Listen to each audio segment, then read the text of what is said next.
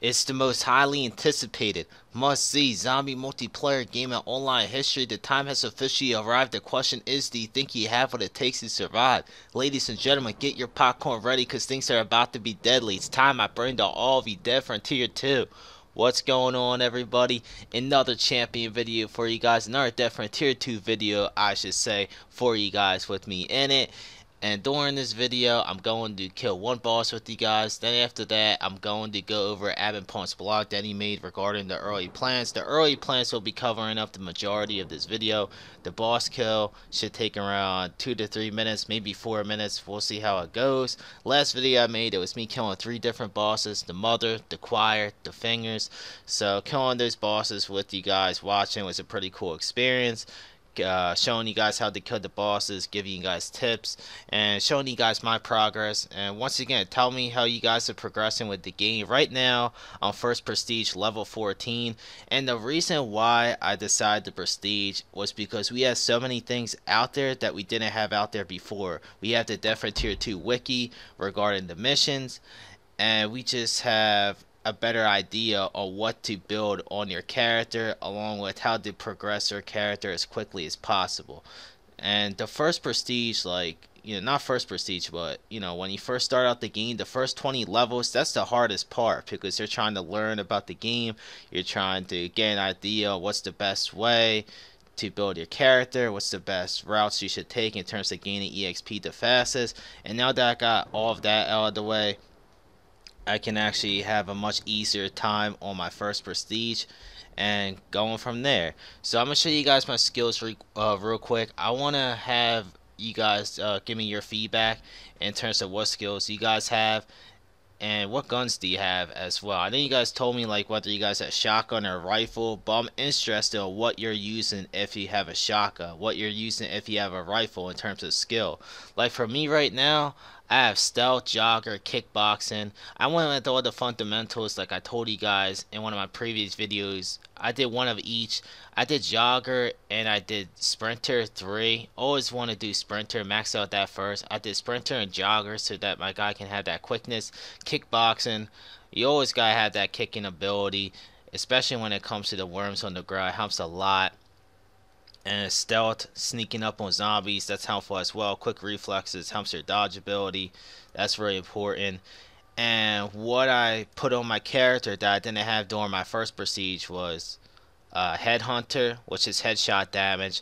I'm not sure how many people have Headhunter. It was really a debate between Headhunter and a couple other skills, but I chose Headhunter because with rifle, headshotting is very important. And if I headshot a zombie or a boss, I want to make sure that I'm dealing a lot of damage on with that. And most of my rifle shots are headshots, so I might as well just put Headhunter. It's only right.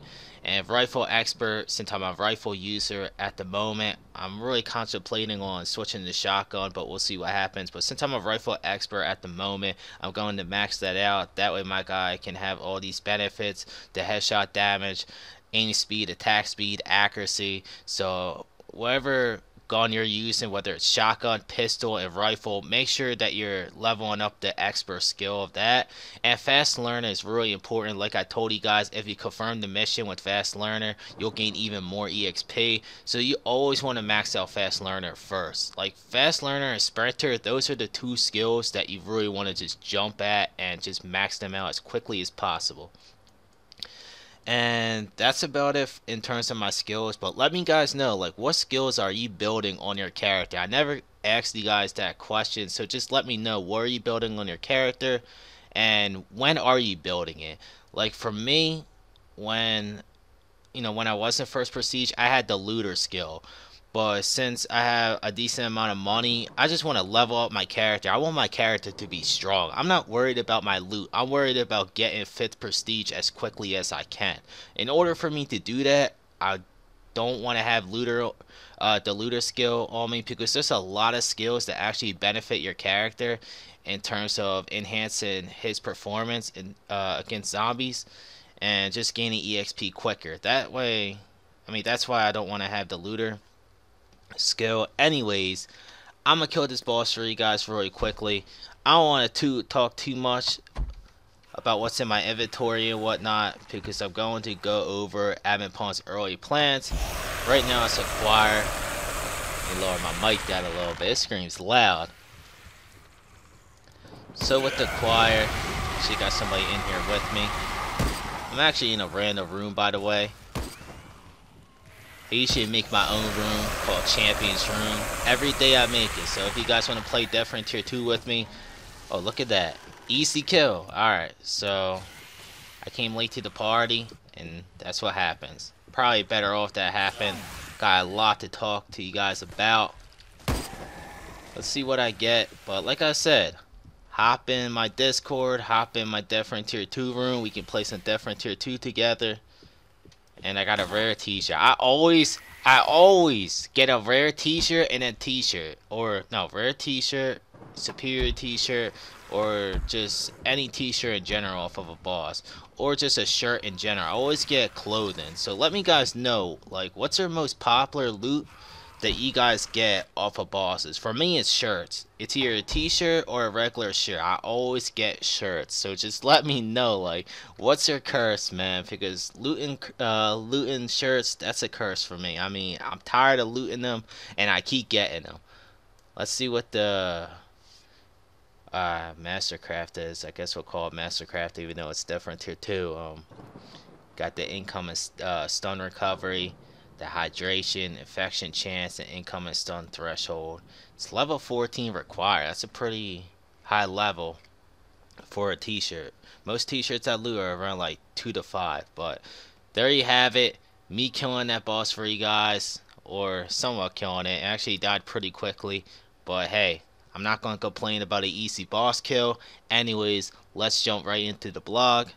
Alright, so here's the blog, and as you can see, there is a lot of information on this blog. It'll probably take me like 30 to 40 minutes to explain, but have no worries. I've read this blog multiple times. That way I can dumb it all down for you guys to like 5 to 10 minutes. That way you guys can not get bored to death by my voice for 30 to 40 minutes. I know you guys hate me, hate my voice, and just want to like watch this video for like 2 seconds and exit out just to show your support and not be tortured by me. But I'm going to dumb it down as quick as I can for you guys, make this easier for you guys to understand, and you're welcome for that. So I know you guys love to play different tier 2, but what better way to play different tier 2 and to watch my video at the same time? It cannot get any better than that. So I'm going to dive right into this for you guys. Different tier 2 was released 12 days ago. It's crazy that it's only been 12 days. It feels like the game has been released for 2 months with everything AdminPwn's has been updating throughout the course of 12 days, and just how much I've been progressing personally in the game, as well as you guys as well. I mean, we've all been progressing a lot. We've all been playing the game a lot. So 12 days, crazy to think it's only been that much time that went by. And he also talks about how the review score was better than what he expected it to be, and that the total number of people logging on each day is actually going up over time. One of my questions is that we've had like 50 to 60k people that actually added different tier 2 on their Steam wishlist. Huge accomplishment, by the way. Well done to AdminPwn's and everybody that made that happen. My question is, how many people are actually playing this game on a daily basis compared to those that added this game on their wish list? Like, how many people actually played during launch day? How many people are actually playing right now? Like, what is the daily amount of people that we are getting that are actually playing this game? And that to me is an important question, just because I want to grow as a community. We all do, and I want this game to be big. He did say that this game was perhaps not the mega hit some of us were hoping for, but it's definitely done well. I mean, this game is doing well. A lot of people are playing it. There's 4 different servers. A lot of rooms have been created on a daily basis. I'm just curious to know how many people are actually playing this game on a daily basis. So I'm going to talk about the small improvements with you guys, but before I talk about the small improvements, as in the details, I'm going to go over the summary of all the small improvements, or should I say updates, that are going to be happening, that are going to be coming soon. So he talks about many random outdoor events like bosses and hordes, a dedicated outdoor PvP zone, an automap, market redesign, small UI QoL improvements, small mission improvements, cache sinks, and bug fixes. So I'm going to go over all this one by one with you guys really quickly, and then I'll conclude the video. You guys can give your thoughts, drop your thoughts, and I'll give you my thoughts on this video as well. So first things first, he talks about many random outdoor events like bosses and hordes. He talks about on this blog how he's going to make bosses out in the inner city for events and whatnot. That to me sounds like a great idea. And I don't even know if he should make it like during events. Like, I kind of want him to make this like an everyday type of thing, having bosses out in the inner city. I don't know about you guys, but I'm just really tired of killing bosses in little tiny rooms where the furniture's in the way, whether it's couches, lamps, chairs. Like, I'm just tired of it. Like, I want to fight bosses out in the inner city. So for us to have more room to actually roam around out in the inner city, fight a boss in the street with other players in the game, that to me sounds like a lot of fun, and I'm really looking forward to that. And he also stated how he's going to have like NPCs in the game that we will be able to donate cash to, and if a certain amount of cash is raised for that NPC, aka non-player character by the way, if a certain amount of cash is raised for that NPC, he will have like a EXP event or just some special type of event if that milestone or if that cash requirement is reached. So for example, let's say it's 50k cash. Like, we have to donate 50k cash to an NPC, and if we do donate that 50k cash, there will be a event that will happen for like, I don't know, a day, 12 hours, a couple days. So that to me sounds like a great idea as well. Everybody will benefit from the event, not just the people that donated. So that to me sounds like a great idea, that everyone gets to qualify for the event, everybody gets to participate. It wouldn't be fair if just a small, just the people that donated participated. So I think it's cool that everybody, like, it's just helping one another out. That's the main thing. Like, I'd rather donate my money to help everybody in the game out and have an EXP event, and just knowing that I contributed for a good cause. And that goes for everybody that donates as well, if this actually happens, which I think it will. So a dedicated outdoor PvP zone. He talks about how he's going to have a lot of PvP rooms, like arenas and such, and he's going to have, like I said, it's just going to be more dedicated. And to me, I only PvP'd one time in Different Tier 2. It was the one-on-one. There are some good things about it. There were some bad things about it. The good thing about it is it was a lot of fun compared to Different Tier 1. Like, I was laughing the whole entire time when I was PvPing. I only did one one-on-one, but it was just a lot of fun just because of it just how realistic it was compared to Different Tier 1. And I was also on voice call, like, PvPing the guy as it was actually happening. And it was just funny, like, every time I shot my opponent, he would actually, like, twitch, or he would just, like, scare me out of nowhere, because there's not, like, a name over the character when you're PvPing someone. Like, there's no name, you can't tell where the person is at, so there's, like, jump scares with, like, the person that you're PvPing against. You don't know where he's at, he can come out from out of nowhere, and it was just like a scary, fun time, and it was just really exciting. Like, my heart was racing throughout the entire fight.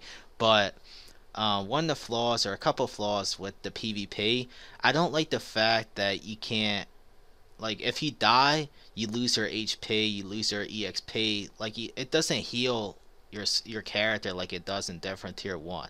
It doesn't save your EXP, or you won't lose any EXP like it does in Different Tier 1. So AdminPwn needs to make it so that you won't be able to lose EXP and you won't be able to lose HP. I'm pretty sure he'll do this. Like, right now, the game literally just came out. I mean, this is the testing phase. I mean, I'm pretty sure he just implemented PvP just to implement PvP.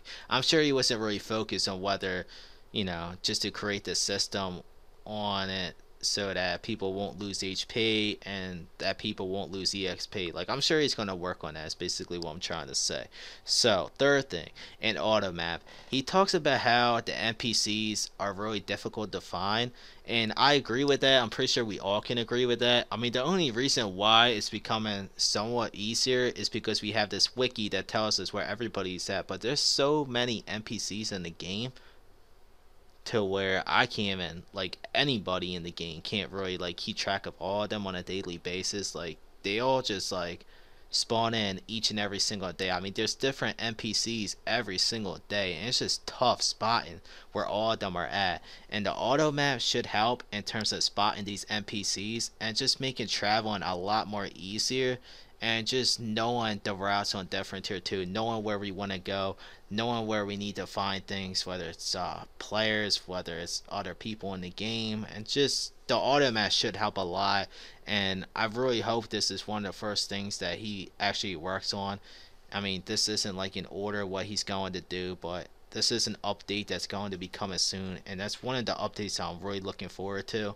So it talks about the market redesign. The market redesign, I'm gonna scroll up right now, show you guys what he said about this. So the market UI equals interface, user interface. He talks about how annoying it is. I'm pretty sure we can all agree that the current marketplace, oh my goodness, man, like, it drives me insane. I mean, there's no refresh button. That's number one. How can you not have a refresh button on the marketplace? Like, that to me is just frustrating alone. And on top of that, when I search an item and when I attempt to buy an item, half of the time it goes, unfortunately, this item is no longer available in the marketplace. And it's like, why is it that I search for an item and I click buy as soon as I see it? Like, it's like a 1 second time period, I mean, searching the item and buying it, and it on that 1 second time period, somehow somebody else buys the item before me. Like, there needs to be a refresh button, that way I can, or should I say we can, actually keep track of like what items are being sold and not have to buy items or attempt to buy items that have already been bought. So that needs to happen. That just needs to happen. So I'm gonna show you guys this picture right here. This is the marketplace that might actually be happening. This is actually posted on subreddit. So this is posted on subreddit, and here's the marketplace that AdminPwn actually might implement into the game, something similar along these standards. And as you can see, there is actually a refresh button, and there is actually pages, because there's a lot of items, like especially t-shirts or clothing, like any common items, there is a lot of them being sold. And it's nice that we actually have like pages on this screenshot, and it just makes things a lot more easier rather than scrolling down everywhere just to find like the specific type of t-shirt you want. Now it's actually divided up. We can go on to the next page, or we can back to the previous page in which you were at. And on the left side, just like categories and stuff similar to what it is now. Type in your clothing, or should I say the search bar, category, subcategory, superior, rare, and whatever. Everything is just much more organized, whether it's the left side, the middle shows the market search results, and the right side, like I explained to you guys, refresh, next, previous sell. I mean, it's pretty self-explanatory. That to me looks a lot better than what the market is right now. I mean, I'll be content with it as long as it's an improvement. This to me, what I'm looking at right now, this is a big improvement from what the marketplace looks like right now. And in the future, you know, obviously I want him to expand upon the marketplace, and nothing's permanent. I mean, this is the testing phase. It's all about building on to what you have right now. The potential for this game is there, and I know AdminPwn's going to really work hard on expanding that potential and making it into something special. So I'm going to scroll down. Small user interface improvements, QOL improvements. I explained to you guys about that a little bit. So he talks about it right here, other UI issues. You guys have suggested a lot of little quality of life improvements, such as use/consumer loot, easier refueling, sorting, stacking, etc. And luckily most of these will not be especially hard to add in.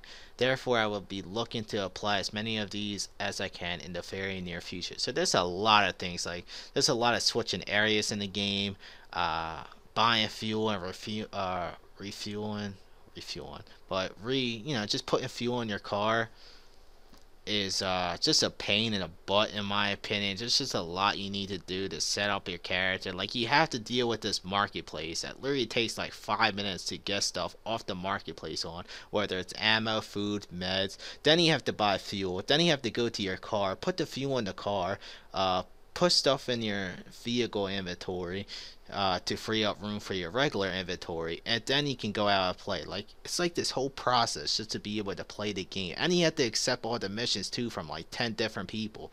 I mean, you can accept them one at a time, but there's no point. You're better off just talking to everybody, and it's just about finding where everybody's at. So you have to go through like every door in the outpost, talking to everybody. Like I said, I mean, all that's just to like get started on playing the game. Like, I don't want to sound like a complainer. Like, it's not that bad, but just doing it over and over again. Like, he needs to dumb it down to make it a lot more simple for all of us, so that we can just jump right into Death Frontier 2 and actually start playing the game.